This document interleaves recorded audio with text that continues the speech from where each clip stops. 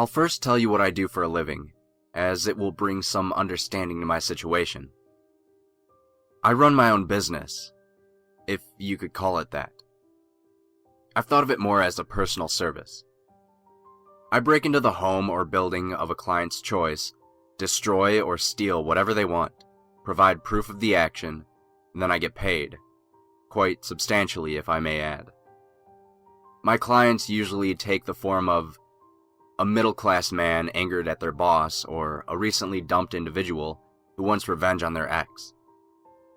Essentially, I do the work that one has the anger and desire to do, but doesn't have the actual nerve to do it themselves. I know it's not the most honorable profession, but hey, I'm good at it. It paid well, and it gave me some interesting places to explore, so I've been quite content with my job. About a few weeks ago, I received a usual call for what I expected to be a usual job. The caller requested me to break into an abandoned house, not too far from my area. He requested me to retrieve a few recordings of sorts. VHS tapes, cassettes, DVDs, they didn't matter. All he really cared about was anything that looked interesting, as he described. Despite the fact that the information is important to my work, he didn't tell me anything that would be useful for the search. He wouldn't even tell me anything about himself, which almost made me turn down the job until he offered me an unusually large payment. When the caller had mentioned abandoned house, I had expected the location to be a shed away from the local population, and generally safe to break into during the day. To my frustrated surprise, the place was in the middle of the damn street, right along a string of other apartments surrounding the building, most of which were populated. People on the sidewalk strolled past it, not acknowledging its existence, sometimes even being taken back by its derelict state.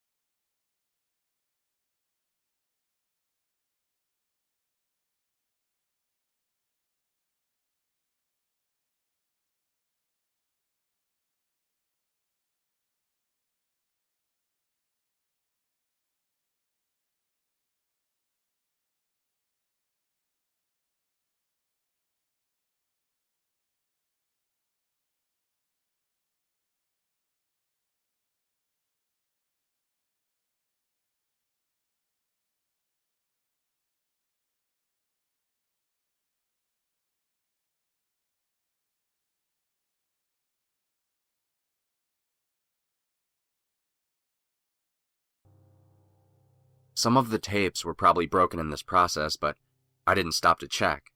I just wanted to be out of there. When I reached the bottom of the ladder, I didn't bother putting it back up. But this is where I saw something strange. When picking the box back up, I saw a small red light in the corner of the room. Like a sort of dot. It wasn't moving, but I still stormed to the stairs. I was growing paranoid, so I didn't care to investigate what it was. I arrived at the top of the stairs, and I observed something else. That the house had another level, which I assumed to be a basement. There was another stairway leading downwards, that could only be seen if one was actually looking down the stairs at the second level. At the bottom of this stairway was another faint, but noticeable red dot. I was carrying the heavy box of tapes, so I didn't have a hand to shine my flashlight on it. And then I tripped. There's no other way of saying it. I tripped and stumbled down the entire stairway, all the way down to the first floor. I should have broken a leg or my back in the process, but the box of tapes actually managed to break my fall in some sort of miraculous way. The VHS tapes were all scattered across the bottom of the stairs, and I didn't want to take the time to retrieve them all. I picked up 3 tapes that were closest to me. My body hurt like hell, but I was more focused on the fact that I had just made noise similar to a damn police raid. I rushed back to my car and drove home, without issue. I woke up the next morning with aches all over, but I hadn't gotten caught, which was all I cared about. I called my client numerous times, and just as I had almost predicted, he never answered. The number he gave me didn't even have an answering machine, as if it had been disconnected. I was quite sure that this client was going to be a no-show, which made me grow quite frustrated. Most of the time, I'm able to steal other items during a raid, so a client not giving payment was never a typical issue. However, there was hardly anything to even look at, let alone steal, in that abandoned house, so I was left empty-handed after a night of frightful work I had gone through. All I was left with was the tapes, which I decided to look at, just in case the client actually came back asking what I obtained. I was surprised to find that I even still had a VHS player in my closet. Because the tapes had no form of labels on them, I just played the first one in the stack of 3. The first tape I played was just static for a few minutes. I was about to stop it when it actually did cut to a picture. There was a date on the lower left corner of the screen, which was August 2nd, 2010. It was footage of a small room, which was vacant of any furniture, and looked to be in degrading condition. The video appeared to be in night vision, so the room must have been dark. It was lifeless footage until a door close to the camera opened. A young woman walked through, and the door shut behind her as she walked in. She started yelling, "Michael! Michael, it's me! Where are you?" She turned around in circles, searching for someone. There was a frantic, worried look of expression on her face. I assumed that this Michael would be her son, or another close person she was looking for. She waved her arms around in the dark before taking her phone out as a source of light. She walked to the end of the room and took a left at what appeared to be a stairway. The footage went to static a few seconds later. Now, I had an idea of where this footage may have been taken, but I refused to believe it at the moment of watching the tape. I didn't want to watch another just for that reason, but for my own safety, I had to know if my paranoia was correct. The next tape started similar to the last, static for a few minutes. Then it cut to the footage. It was of another empty room, which appeared to be in the same decaying state as the last. The footage also had a date and time, but it was March 14th, 2013. More than a year's difference. Someone came in from the small hallway leading into the room. This time, it was an older man. He actually had a flashlight this time, and he looked to the ceiling. He pulled down the staircase that led to the attic. I was beginning to panic. Those red lights, those dots in the corners of the rooms, they were cameras, and they were rolling. The abandoned house was rigged with them, more than I probably even saw.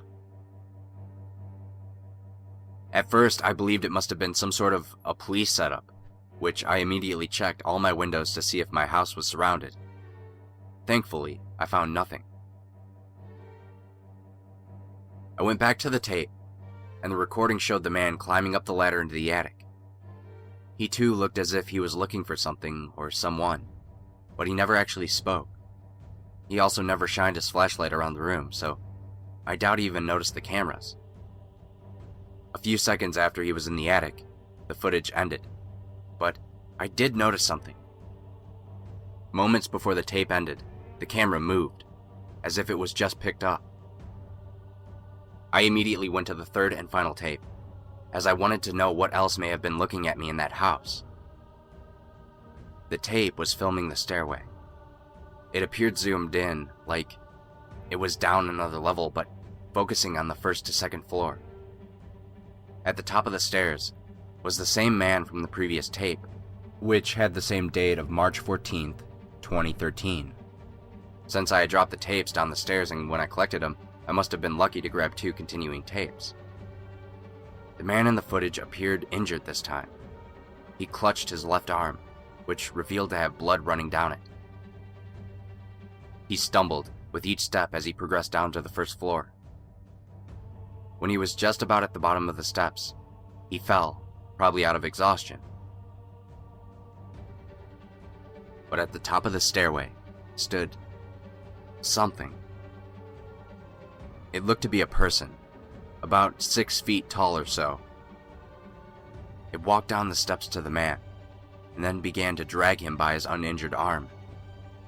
The man tried to put up a struggle, which led him to being kicked in the head multiple times. It moved the man down to the second staircase, the one I believe led to a form of basement. The figure was close enough to the camera where I could see its face, or at least what was covering it. It was wearing a mask, which looked to be like an aged rag, with holes cut for each eye and numerous tears everywhere. The skin exposed by the tears was a dark, bloodied gray, which led to me being more content that its face was covered.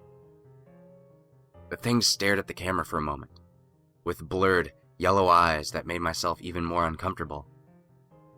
It then picked up the camera, and then turned it around to reveal a door at the bottom of the staircase. The creature picked up the man, opened the door, and kicked the man inside of another room which appeared to be empty. The door was quickly shut once the man went in, and then the camera just viewed the door for a few minutes. What was really disturbing here, however, was the sounds. Behind the door, there were many rapid scratching noises, as if the walls were being scraped. The injured man inside the room began to scream, and so did other voices. The other screams sounded inhuman, more animalistic than that of people. The injured man's screams were quickly cut off after what sounded like the ripping of flesh and the snapping of bone. I thought at first that the man stopped screaming, but then I realized that all the sound had been cut off from the footage. The door to the room opened, and inside the room were other creatures. They almost appeared human, but appeared very frail and gray, with no hair on their heads or anywhere on their body. Their spines were painfully visible, and protruded from their bodies in an unnatural and excessive manner. The ones near the end of the room began to climb up the walls and onto the ceiling. One of them began to turn around, but the footage ended and cut to static before its face could be revealed. Naturally, I was terrified by this. I had just been inside that place, and I had been recorded in the same way. I checked all my windows again and locked them. I stayed indoors for a few days, keeping constant watch of if I was, well, being watched. I had burned the tapes, and when I was sure that I hadn't left any sort of trail from my visit to that house, I started to go out again. I occasionally took another job, but none that involved abandoned houses or structures. Not much more than 2 weeks ago, I received a package on my front door. I assumed this to be a payment from a recent client, as most would pay me by simply dropping off their part. I opened it to find 3 VHS tapes, which appeared to be in pretty new condition. They were each marked with a number going from 1 to 3. I played the first tape. It was footage of the same abandoned house as before, and it was the camera in the first empty room. A few minutes passed, and then somebody entered. It was a younger man who wore dark clothing as if he wanted to keep hidden. It only took a second to realize that this man was me, and that the tapes were of when I entered the house. I went straight to tape number 2. The second tape was a recording of the staircase, with the camera planted near the door to the basement. It showed me stumbling out of the hallway to the stairs, with a box of tapes in both hands. I took a few steps down, and then I watched myself painfully trip and fall. Except, I didn't actually trip. I was pushed. A figure at the top of the stairs, wearing the same rag on its head as in the previous tapes, had slightly shoved me. It wasn't enough force to where I could have felt him behind me, but enough to where I lost my balance with the box in my hands. The tape showed me jump back up to my feet, with 3 tapes in my hand, and run off screen, which was when I ran out of the house. The masked being only ran to the bottom of the staircase, and watched me run. It then walked slowly to the second flight of stairs, and looked into the camera for a few seconds, and then the footage ended. I was now more terrified than when I had watched the previous tapes, and my paranoia of being followed became more severe. It took every fiber of courage in my body to keep watching, and I played the final 3rd tape. This tape wasn't from inside the abandoned house. It was being held by someone, and it was taken from outside at a different location. The camera holder walked on a road for a few minutes, until focusing the camera on a single house. The house was mine, and whoever or whatever was filming let out a loud, sickening laugh, and the tape ended. I've grown more and more paranoid, and with good reason. I'm not huddled into the center of a room all day, but I don't go out into public much either. Anytime I do, I feel like I see a masked figure out of the corner of my eye. Perhaps it's just a fabrication of my mind, but I even sense it right next to me in some places. There will be a few days where I'll hear a knock at the door, only to find a single tape on my doorstep. Each is very similar to the last. It's always footage of my own house, usually during the day, but other times at night. And with each and every tape, the camera gets closer and closer.